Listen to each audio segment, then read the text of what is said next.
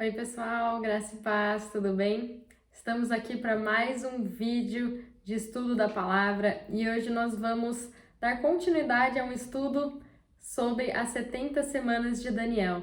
Então, antes de você começar a ver esse vídeo, se você ainda não viu o vídeo sobre as 70 semanas de Daniel, então pausa aqui, vai assistir aquele vídeo, porque esse vídeo é um complemento daquele vídeo. Então, para que a gente consiga realmente compreender tudo, a gente precisa daquele vídeo antes desse vídeo. Então, a gente vai falar sobre a última semana de Daniel, dando ênfase na igreja. O que vai acontecer com o corpo de Cristo nesse período, onde nós, a igreja, nós estaremos. A igreja vai passar pela tribulação e pela grande tribulação.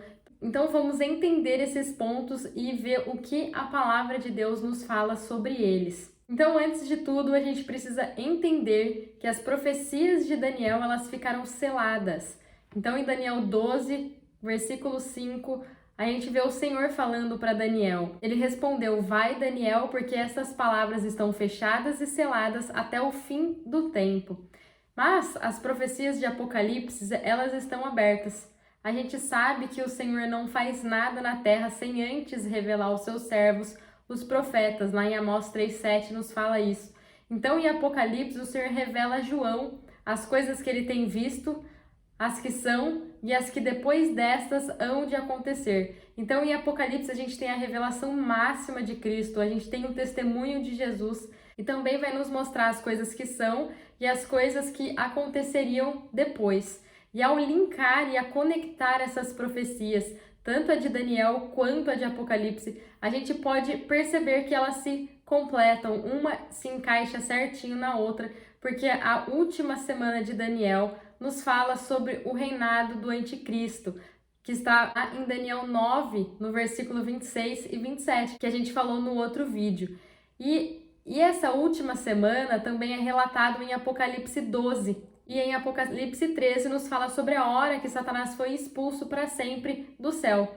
Porque quando Lúcifer ele foi destituído da glória de Deus, ele caiu por terra, ele não caiu na terra. Então a gente vê em alguns versículos da palavra que ele ainda tem acesso às regiões celestiais, que ele ainda consegue chegar no trono de Deus, a gente vê isso em Jó. Mas lá no momento de Apocalipse 12, Miguel e a igreja vencedora vão lutar e vão expulsar Satanás e seus seguidores do céu, ali do segundo céu.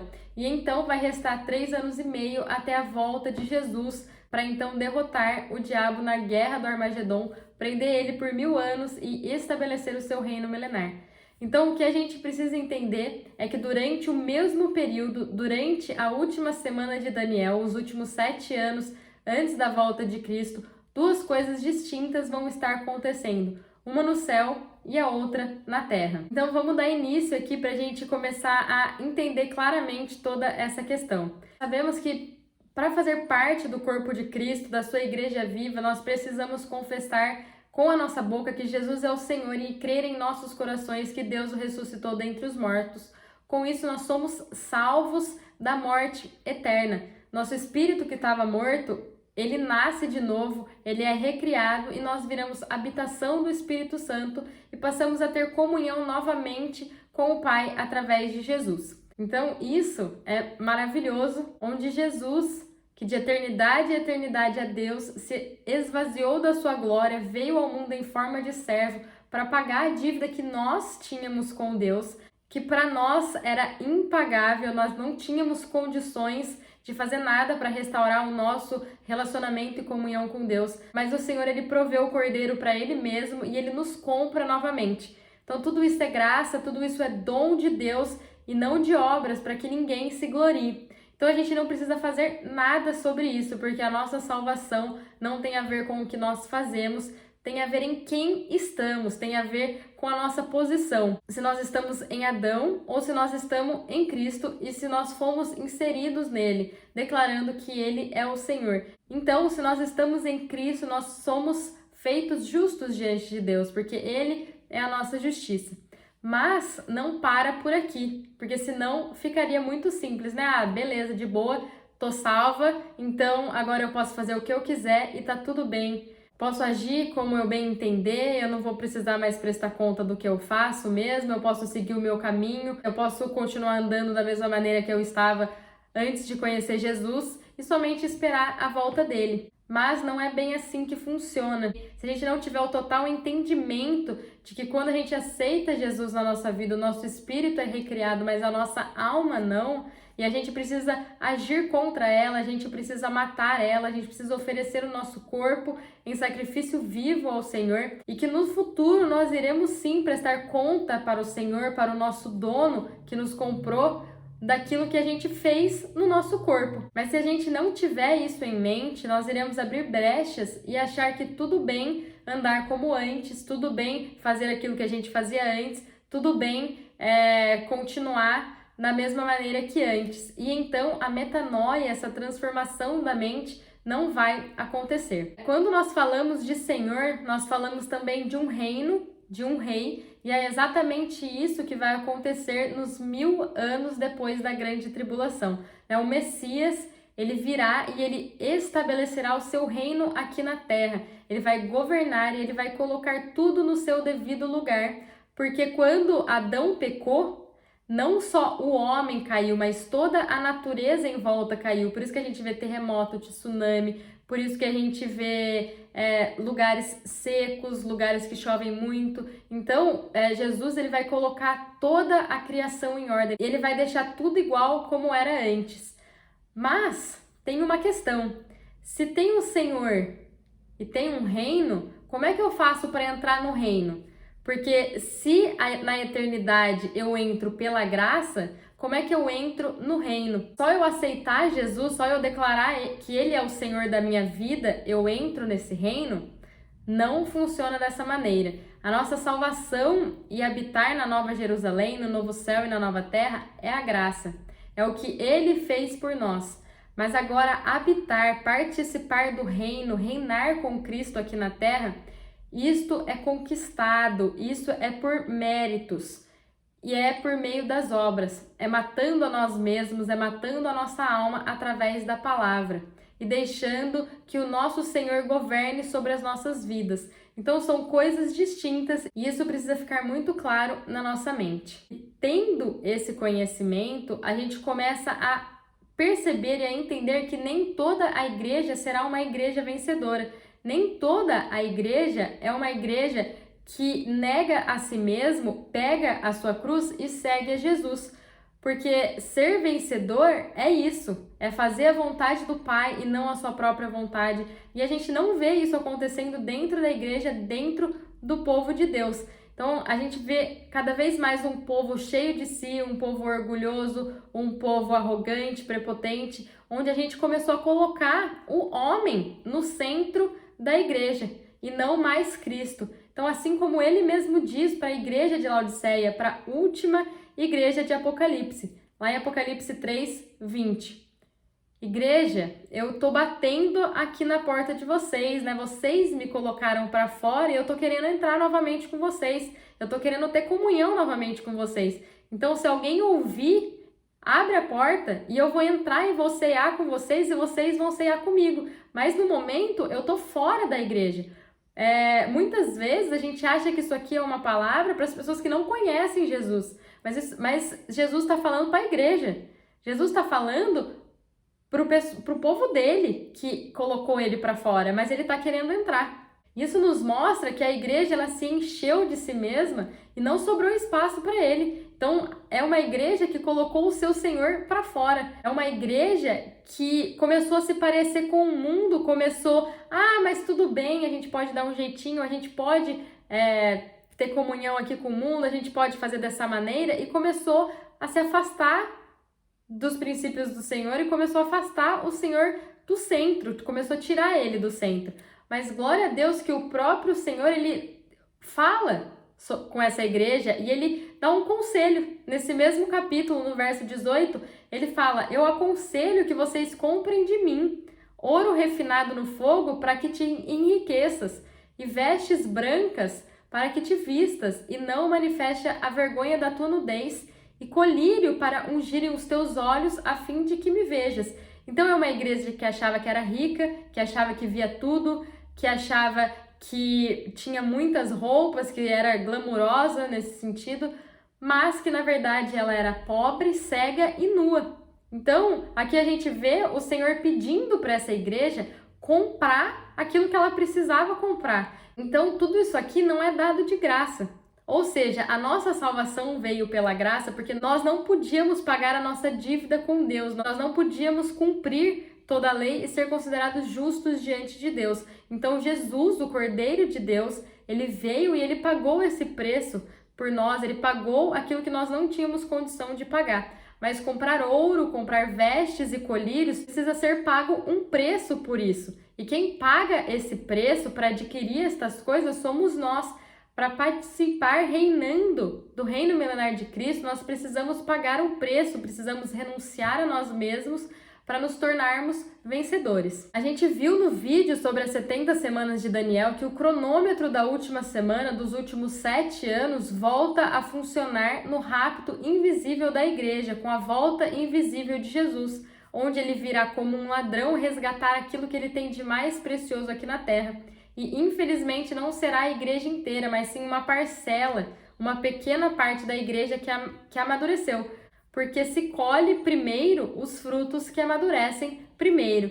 E com este resgate da parcela vencedora da igreja, dos que primeiro foram amadurecidos, inaugura o reino do anticristo, que durante 7 anos vai ser lhe dado poder e autoridade sobre a terra. Em Apocalipse 12, nos fala muito sobre estas coisas.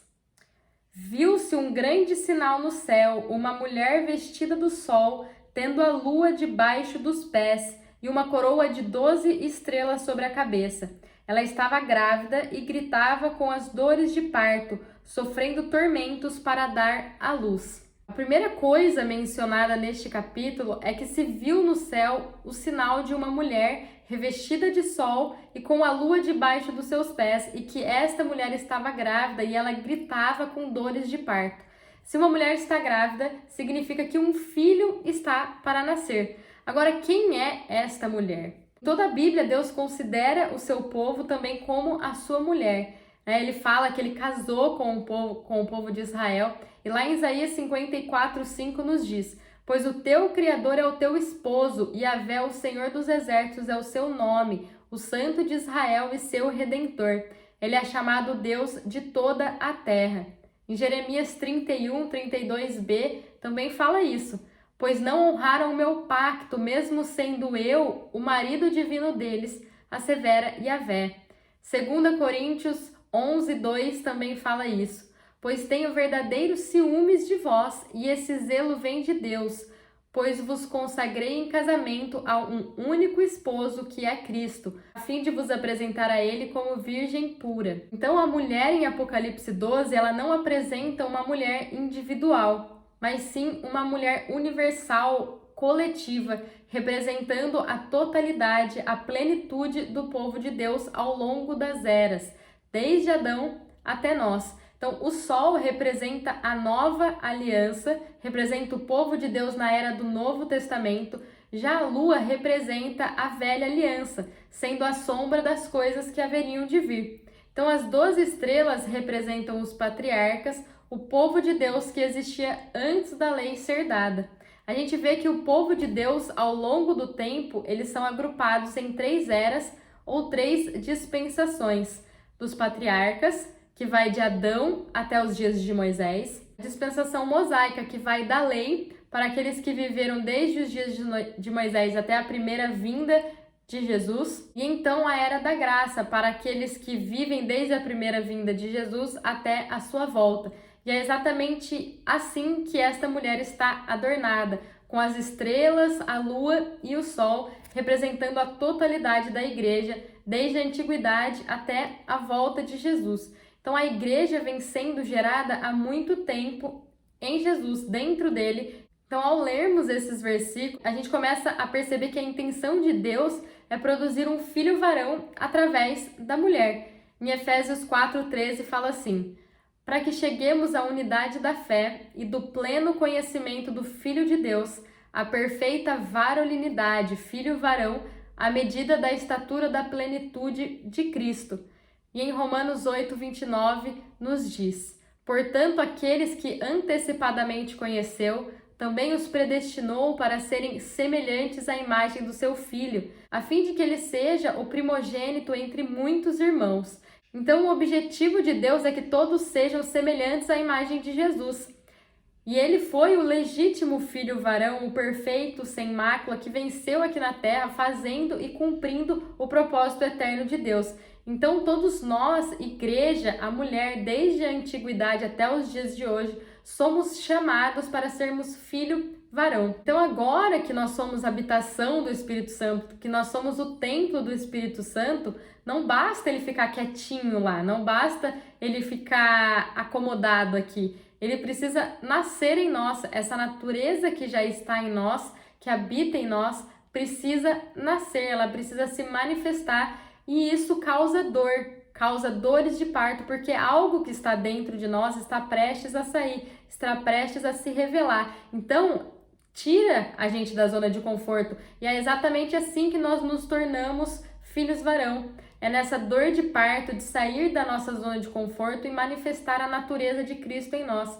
É essa transformação que ocorre em nós ao recebermos o Espírito Santo do nosso noivo. Esse gerar é com gritos, com choro, mas quando está maduro, no tempo oportuno, ele nasce. Então, nós, a igreja, nós fazemos parte da mulher, mas também nós precisamos fazer parte da porção vencedora, do filho varão. Nem toda mulher é filho varão, mas todo filho varão é a mulher.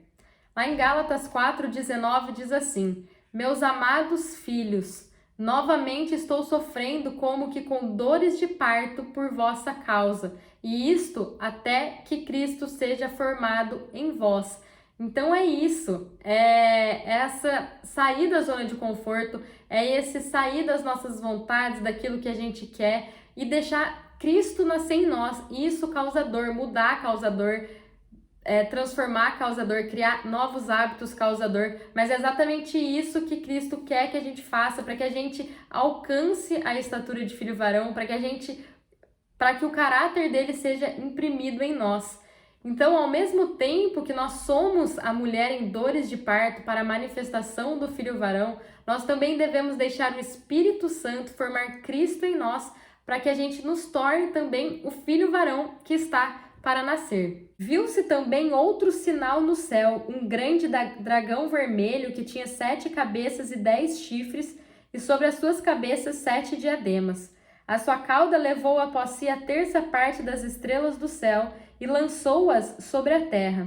O dragão parou diante da mulher que estava prestes a dar à luz, para que, dando ela a luz, lhe devorasse o filho. Então, um outro sinal no céu também foi revelado, um grande dragão vermelho com 7 cabeças, 10 chifres, nas cabeças 7 diademas. Em Apocalipse 17, de 9 a 10, nos é dito que as 7 cabeças são os 7 Césares do Império Romano. E em Apocalipse 13:1, a gente vê que a besta ela tem 7 cabeças e 10 chifres. E as 7 cabeças nos mostram que elas não representam apenas os Césares, mas também o anticristo. Então isso nos mostra que o dragão e a besta são um só. Então o anticristo é a personificação de Satanás, a besta é o dragão incorporado na terra, assim como Jesus é Deus incorporado na terra. O dragão também tem 7 chifres. De acordo com Apocalipse 17, 3 e 10, esses 10 chifres serão 10 reis que seguirão o anticristo. No futuro, o Império Romano será restaurado e será composto por 10 reis. Esses são equivalentes aos 10 dedos da imagem que Nabucodonosor viu em seu sonho, lá em Daniel 2, versículo 42 e 44. Então, o Império Romano, como as suas 2 pernas nesta grande imagem, foi dividido em 2 seções. O Império Romano do Ocidente e o Império Romano do Oriente. Os 10 dedos que ainda não vieram serão os 10 reis que estarão sobre a autoridade do anticristo. Eles serão os 10 chifres da cabeça do dragão. Isso indica que o Império Romano, o anticristo e os 10 reis serão um com Satanás. Então todo mundo ali agindo para a manifestação do anticristo. Então, todo mundo ali agindo, a gente já vê o mundo com uma agenda do anticristo aí muito forte. Então, a gente precisa nos alimentar da palavra, começar a amadurecer para a gente começar a discernir os tempos e as coisas de Deus. Acima das 7 cabeças do dragão estão 7 diademas, denotando a glória do reinado dos 7 Césares. As coroas dos 7 Césares também são as coroas do dragão, pois eles são um. Cada um desses Césares afirmava ser Deus e forçava as pessoas a adorá-los, como se eles fossem deuses. E eles faziam isso, mas os cristãos perseguidos e martirizados não aceitavam isso e declaravam que César era rei, mas somente Jesus era Senhor.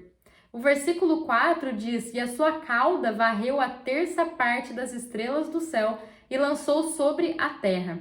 As estrelas do céu são equivalentes aos anjos. Lá em Jó 38, 7 e Isaías 14, 12 também nos fala isso.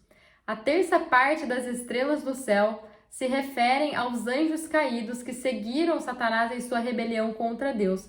Então Satanás, ele os arrasta consigo. Depois que o filho varão for arrebatado para o céu, ele não vai tolerar a presença de Satanás no céu. Então o céu será limpo e Satanás será lançado na terra. E quando Satanás for lançado na terra, todos os anjos caídos serão lançados com ele, e a gente vai ver isso lá no versículo 9. Então aqui a gente consegue ver que esse dragão, ele está diante da mulher, mas ele não está olhando para a mulher, ele está esperando que o filho dela nascesse. Então, ele não está querendo a igreja por completo, ele está querendo essa porção vencedora que ele já sabe que vai derrotar ele lá nas regiões celestiais. Ela deu à luz um filho, um varão que há de reger todas as nações com vara de ferro. E o seu filho foi arrebatado para Deus e para o seu trono. Então, nesses versículos nos fala que a mulher deu à luz a um filho varão e que esse filho foi arrebatado direto para Deus e para o seu trono, porque o Satanás queria esse filho porque ele sabia o que estava para acontecer. E é nesse momento que termina a Era da Graça, onde a porta da arca é fechada e então resta mais 7 anos, conhecida também como a última semana de Daniel. Ninguém sabe nem o dia e nem a hora dos raptos dos vencedores. Então, para a gente entender melhor isso, a gente precisa saber que Deus explica as coisas no começo. Por isso, a gente precisa voltar um pouco lá para Gênesis, mais especificamente na época de Noé, para quando Deus pediu para eles entrarem na arca. Gênesis 7, de 1 a 4. O Senhor disse a Noé: "Entra na arca com toda a sua família, pois vejo que de todas as pessoas na terra, apenas você é justo. Leve com você 7 casais, macho e fêmea de cada espécie de animal puro, e um casal macho e fêmea de cada espécie de casal impuro. Leve também 7 casais de espécies de aves, cada casal deve ter um macho e uma fêmea, para garantir que todas as espécies sobreviverão na terra depois do dilúvio. Daqui 7 dias farei chover sobre a terra. Choverá por 40 dias e 40 noites, até que eu tenha eliminado da terra todos os seres vivos que criei."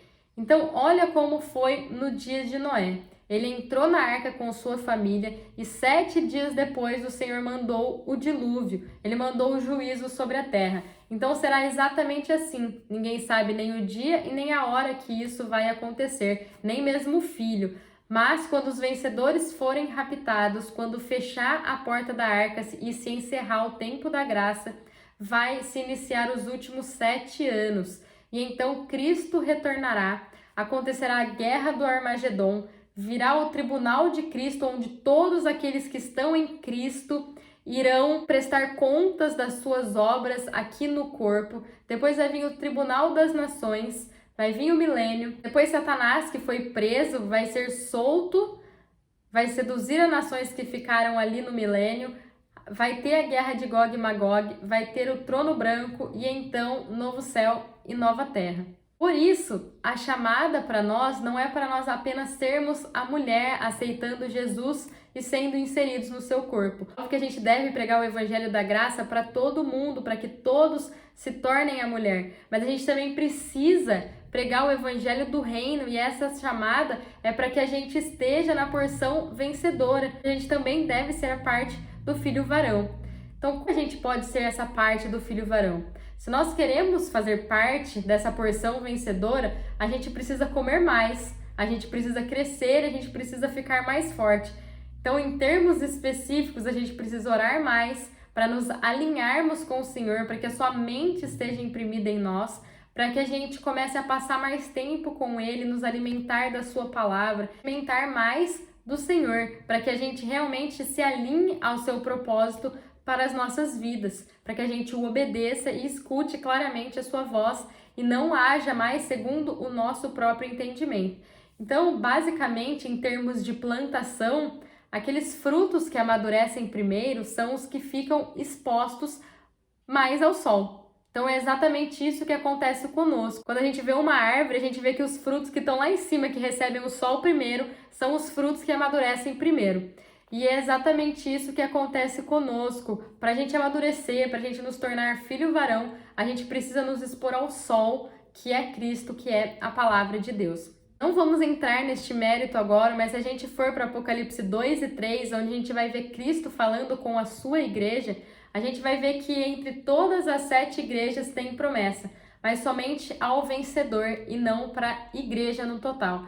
Então, Satanás ele sempre tentou matar os filhos maduros. E nesse momento aqui não vai ser diferente, ele não está interessado naqueles filhos que não estão maduros, naqueles que não têm compromisso, que não têm uma vida de intimidade com o Senhor, porque eles não representam perigo nenhum. A palavra em Apocalipse para a igreja de Laodiceia fala que eles não são nem frio nem quente, né? Eles são mornos. Então, eles se adaptaram, eles se moldaram ali no meio que eles estavam e eles se adaptaram ao ambiente e eles não geraram transformação para o ambiente. Então, o diabo ele não está preocupado com essas pessoas, ele está preocupado para as pessoas que realmente levam a palavra de Deus a sério. A mulher fugiu para o deserto, onde já tinha lugar preparado por Deus para que ali fosse alimentada durante 1260 dias. Vimos então no versículo passado que o filho varão foi levado diretamente para o trono de Deus, ele foi arrebatado, porque o dragão, a antiga serpente, estava de olho nessa porção vencedora e não na totalidade da igreja.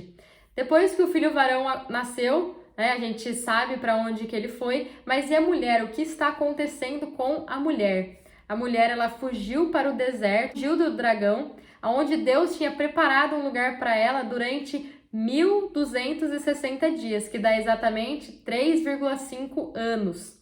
Esse seria o período da tribulação, dos primeiros 3 anos e meio, onde a falsa paz que o anticristo proclamará estará acontecendo. A gente vê isso também em Daniel 9, 27. Essa mulher, a igreja, será poupada durante esse período, será guardada, mas ela sofrerá o juízo da parte de Deus. Sempre lembrando que os filhos passam por disciplina, por juízo para ser trazidos de volta, para ser restaurados e purificados. Já a ira de Deus recai sobre os ímpios, que ela é para destruição. E houve guerra no céu. Miguel e os seus anjos batalhavam contra o dragão, e o dragão e os seus anjos batalhavam, mas não prevaleceram, nem mais o seu lugar se achou nos céus. E foi precipitado o grande dragão, a antiga serpente que se chama Diabo e Satanás, que engana o mundo todo. Ele foi precipitado na terra e os seus anjos foram lançados com ele. Então ouviu uma grande voz no céu que dizia: agora é chegada a salvação, a força, o reino do nosso Deus e o poder do seu Cristo, pois já o acusador de nossos irmãos foi lançado fora, o qual diante do nosso Deus os acusava de dia e de noite. Então, olha que maravilhoso esses versículos, né? A gente precisa ir por parte para a gente conseguir entender tudo o que a palavra está nos falando. A gente viu que o filho varão foi arrebatado. A mulher ela fugiu para o deserto durante 3 anos e meio, onde Deus tinha preparado um lugar ali para ela, né? Ela iria ser guardada durante esse tempo. Mas, aqui nesse versículo seguinte, começa falando no céu, logo depois do arrebatamento do filho da mulher, né? O que está acontecendo lá. O versículo 7 nos fala sobre isso, né? Que houve guerra no céu. Então, acontecerá uma batalha entre Miguel e os anjos de Deus e o dragão e os seus anjos. E o que a gente precisa entender é que quando Lúcifer, que era um querubim guardião, e se vocês quiserem saber um pouco mais sobre a história dele, a gente pode ir para Ezequiel 28, do versículo 13 a 18, e em Isaías 14, do versículo 12 a 17, nos conta a história de Lúcifer, que na verdade toda essa queda dele aconteceu no intervalo de tempo, num gap, entre Gênesis 1:1 e Gênesis 1:2. Mas vamos falar disso em outro vídeo. Então a palavra nos diz que Lúcifer caiu. E em Ezequiel 28:17 nos fala que Deus o lançou por terra e não na terra. Então com isso a gente consegue deduzir que Lúcifer ele ainda continuaria no céu, ele teria acesso a Deus. Por isso que a palavra nos diz que ele é o acusador das nossas almas, dia e noite na presença do Senhor. Então ele ainda está no céu, ele está nas regiões celestiais, mas neste momento aqui, onde Miguel, a igreja vencedora, os anjos, vão expulsar ele de uma vez por todas do céu, e ele não vai mais ter acesso à presença de Deus, não vai mais nos acusar dia e noite. O grande dragão e os seus anjos, eles não vão prevalecer, né? A antiga serpente que seduziu Eva, ela vai ser lançada na terra junto com os seus anjos e virá contra o povo de Deus com muita fúria, porque sabe que o seu tempo está acabando. E algo interessante, que é mais uma curiosidade, que é para nos mostrar como essa serpente cresceu, né? Como ela se tornou um grande dragão. Porque se em Gênesis ela era uma serpente, e aqui em Apocalipse nos fala que ela é a antiga serpente, que hoje ela é um dragão. Mas como isso aconteceu? Lá em Gênesis 3:14, o Senhor fala para a serpente que ela comerá pó todos os dias da sua vida. A gente sabe que nós somos o pó da terra. Então a serpente foi se alimentando dos nossos pecados, das nossas más condutas, até se tornar um grande dragão. Por isso que a gente precisa ter em mente que sempre que nós estamos pecando e andando fora dos princípios e mandamentos do Senhor, nós estamos alimentando o dragão. Eles o venceram pelo sangue do Cordeiro e pela palavra do seu testemunho. Não amaram as suas vidas até a morte. Pelo que alegrai-vos, ó céus, e vós que neles habitais. Ai dos habitantes da terra e do mar, porque o diabo desceu a vós e tem grande ira, sabendo que pouco tempo lhe resta. Então, esses versículos falam que o diabo e os seus anjos foram vencidos pelo sangue do Cordeiro e pela palavra do seu testemunho, que essas pessoas não amaram a sua própria vida até a morte. Então, o sangue do Cordeiro derramado para a nossa redenção responde diante de Deus a todas as acusações do diabo contra nós e nos dá vitória sobre ele. Porque ao olhar para nós, com o sangue do Cordeiro derramado em nós, o Senhor vê a justiça feita na cruz. Eles também venceram o inimigo pela palavra do seu testemunho. Esta é a palavra que testifica que o diabo foi julgado pelo Senhor. Quando nós percebemos a acusação do inimigo sobre as nossas vidas, nós devemos testemunhar verbalmente que o Senhor já o julgou. Tem que declarar a vitória do Senhor sobre ele, que ele já foi julgado e condenado e que a sentença dele é o lago de fogo e enxofre.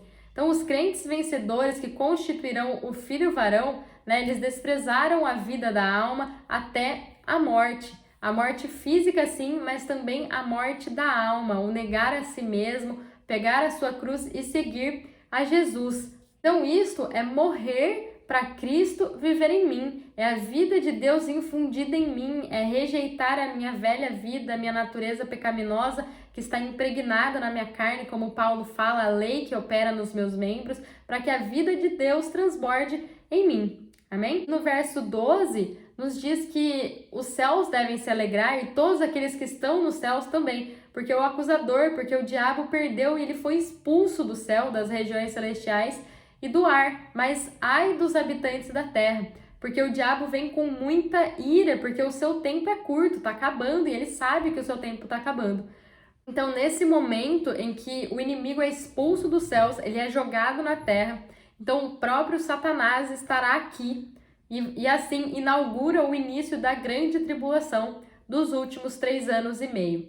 Quando o dragão se viu lançado na terra, perseguiu a mulher que dera à luz o filho varão. Então, a partir desse versículo aqui, a gente percebe que uma nova fase se inicia.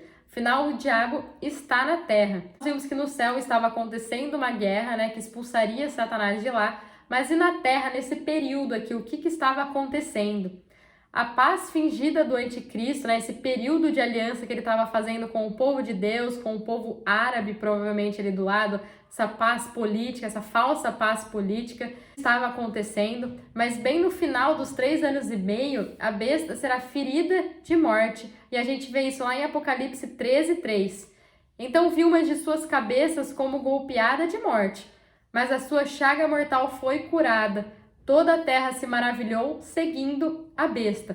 Então a gente sabe que Satanás veio para roubar, matar e destruir, e que ele é o grande imitador das coisas de Deus, e ele vai querer se passar pelo próprio Cristo. Então, por isso que a gente vê nos dias de hoje uma desconstrução do Cristo histórico, do Cristo que veio há 2000 anos atrás, porque o anticristo ele vai querer que as pessoas enxerguem ele como o próprio Messias, e isso não vai acontecer se as pessoas estiverem firmadas na palavra de Deus. Então é isso que vem acontecendo. Então ele vai ser ferido de morte, e quando Satanás for expulso dos céus e lançado na terra, um funeral vai estar acontecendo aqui, e neste meio tempo ele vai entrar no anticristo, vai curar ele, né, ressuscitar ele da sua ferida de morte, e todo mundo vai começar a adorar e a seguir a besta. E foram dadas à mulher as 2 asas da grande águia para que voasse até o deserto, ao seu lugar, onde é sustentada por um tempo,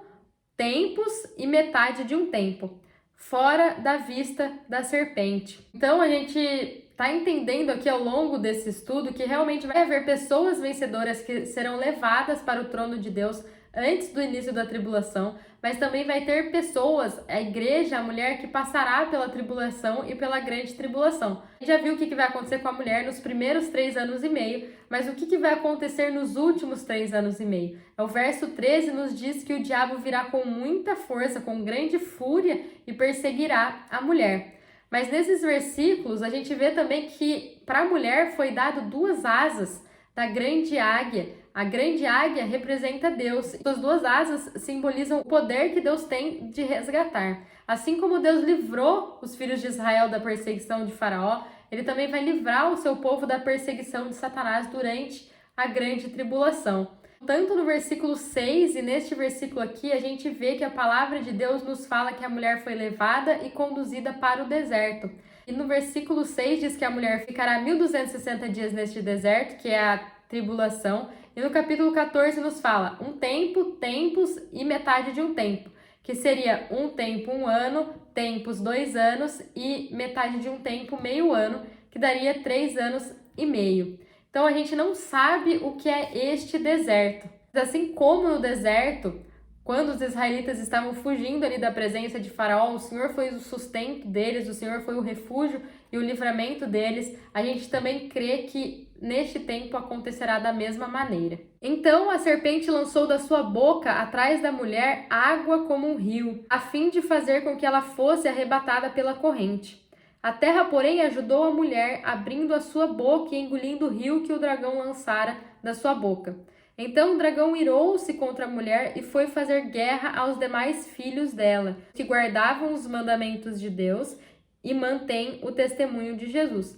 E o dragão parou sobre a areia do mar. Então a gente viu aqui que o dragão vai derramar da sua boca atrás da mulher água como um rio.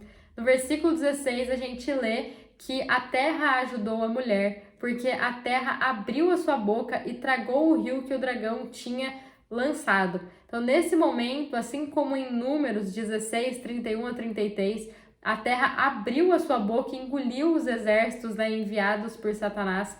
Assim também acontecerá, assim também as pessoas vão ver os milagres e as maravilhas de Deus, vão ver o poder e a glória de Deus nesse tempo. Mas isso também significa que durante esses últimos 3 anos e meio haverá muitos terremotos, maremotos, tsunamis, mas Deus fará com que os terremotos, né, abram a boca da terra e engulam tudo aquilo que o poder que foi dado por Satanás pode fazer. E no verso 17 nos fala que o dragão se irou contra a mulher, contra a porção da igreja que não foi vencedora, que tem o testemunho de Jesus, mas também irou-se com os demais filhos que guardam os mandamentos de Deus, que seriam os judeus. Ele sabe que em Cristo, tanto os judeus quanto os gentios, eles se tornam um só. E no verso 18 nos diz que o dragão parou sobre o mar, né? Dando uma continuidade aí entre o capítulo 12 e 13, que começa falando que subia do mar uma besta e assim por diante. Mas o nosso foco hoje é falar sobre a igreja na última semana de Daniel. Então, espero que vocês tenham conseguido compreender pelo menos um pouco, né, esse assunto tão profundo sobre a igreja na última semana de Daniel, que a gente vai ter uma divisão dentro do próprio corpo, né, onde os que amadurecem primeiro e os que vão precisar ser amadurecidos, sempre lembrando que isso não tem a ver com o ser salvo ou não, mas sim com reinar, com fundir Cristo em nós, né? Não podemos permitir que o inimigo nos engane. A gente precisa ter esse entendimento para a gente nos levantar e para a gente se expor ao sol o mais rápido possível, para que a gente possa também ser a porção vencedora, a porção do filho varão. A gente não deve permitir que o inimigo nos engane, porque nós não somos mais pecadores tentando ser salvos, nós somos salvos tentando ser santos. Amém? Então, gente, esse é o estudo da igreja na última semana de Daniel. Eu espero que vocês tenham conseguido entendido. Qualquer coisa é só mandar suas dúvidas. Fiquem com Deus e até o próximo vídeo.